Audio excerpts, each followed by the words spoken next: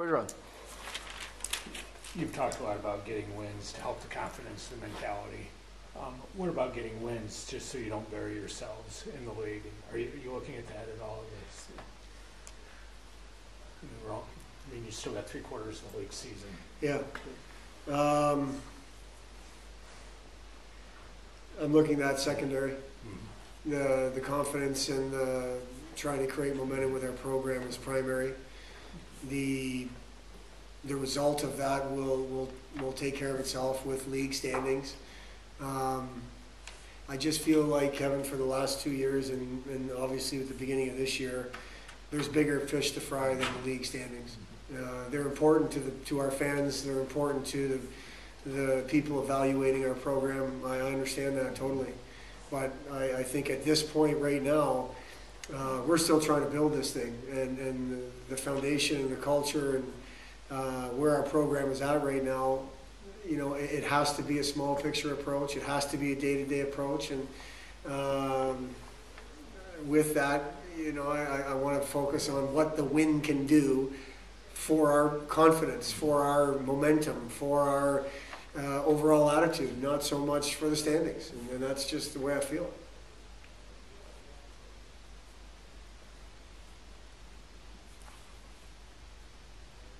And the emphasis for this would just still continue to get better. Yes. Yeah. We only have one opportunity to play a game, but there was, you know, 2 opportunities with regular practice yesterday and today, and then we're going to give the guys some time to decompress and spend time with family and friends. We've got some time off before we head to Alaska, so it was a quick turnaround. Monday was kind of sort of like a Wednesday practice, and today was like a Thursday practice, and then tomorrow's the game day. So the focus in terms of details and purpose and process and practice every day, I don't know if that'll ever change. Short week, long week, 2 weeks off. When we practice, we're practicing with a purpose, and our details and our process are the focus. So that, you know, we just, with the exception of only having a couple days to prepare, it's been pretty much a normal week. What do you expect from Michigan? I expect a pretty angry team. You know, it's not very often that they get swept at home, although Notre Dame is a great team themselves. My history at Michigan has been the first 6-8 minutes have been extremely important because they throw everything at you in that time frame. We have to be ready. We can't be feeling sorry for ourselves. We have to look at tomorrow as another opportunity to get better and to play a game. And that's what we have. Michigan is a team that exposes you more than most in their building. If you're not ready to truly play, focused in the moment, as soon as that puck drops at 7:30. So I'm expecting an angry team to come out angry tomorrow night. How we respond to that that's up to us. I hope it's focused and intense response, ready to go response. Because if we can get through that first time frame there and settle into a game, obviously it gives us an opportunity. They're a team, I think they get a reputation of being a high-risk team. They're not a high-risk team. They're a very offensive team. They throw pucks across the ice like nobody else that we will play. They will hit guys in the back door if people aren't focused, if people aren't aware of what's going on around them. Meaning you better have your stick on the ice, you better have a purpose to what you're doing defensively. And you have to take care of the puck through the neutral zone. That's almost a standard when you play Michigan. The special teams is a whole other ball game. They kill penalties well because they will push at you and they will try to score when they're shorthanded. And then their power play is usually 10 of the more talented players in the league being out there. Now, I believe John Merrill is injured. I don't know if he's planning on playing tomorrow, but it still leaves some pretty good players on the power play. So it's a bunch of different things that we'll expect from them tomorrow. But first and foremost is a real hard push to start the game to try to make amends for what happened last weekend.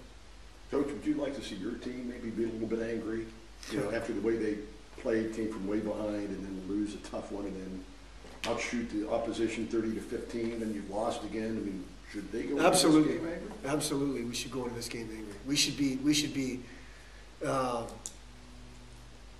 Last year at this time, it was down in the dumps. It was beat down. We should be angry. We should be frustrated with a purpose. We should be on the edge. This shouldn't be, I don't want to see Bergeron today. He's mad. It shouldn't be that. I shouldn't want to see Marcus Perrier today. I shouldn't want to see, Adam Burkle today because he's mad, because he's frustrated with what's going on, and he's going to be a bear in practice. That should be the mentality around our program. Absolutely. You know who controls that mentality? Each and every one of those kids. Until that happens, it's going to be what we're getting. It's going to be up and down. We need these guys to understand that they have to hold each other to that standard, because they are frustrated. They are working too hard to get no results like we've been getting. And it's a different feeling. It's a frustrated feeling. It's not a desperate feeling where last year was just, oh man, I don't want to go to the rink. We just need more guys feeling that way. We have some. We need more.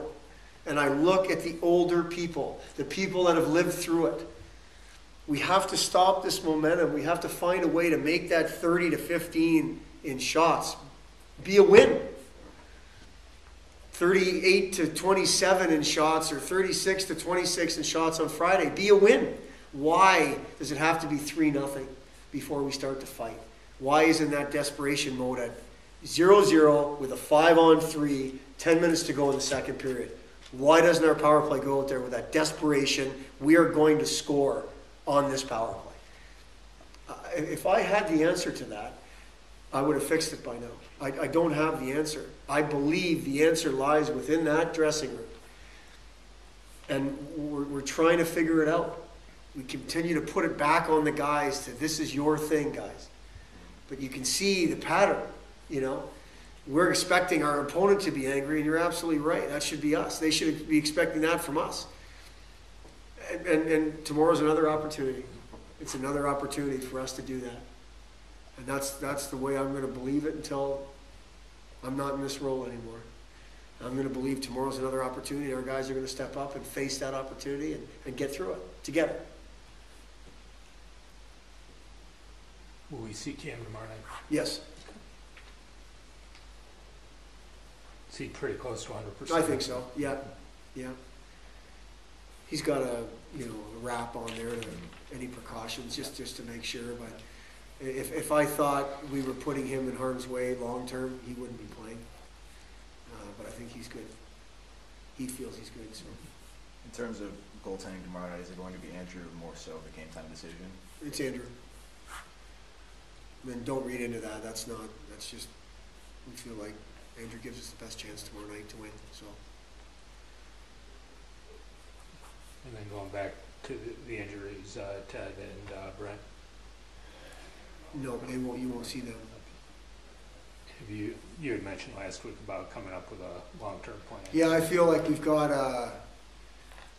for Brent, we've got a plan that we'll kind of keep to ourselves, but we feel like December 29th is a pretty fair date. And if it's not December 29th, then it's going to be something more long-term that we're going to have to focus on. But right now, December 29th for him to be back in our lineup, ready to go against Niagara at home. And then we've got a process, like I said, a daily process that we'll focus on to get him ready for that. And Ted, I want to say day to day, but it seems like more week to week.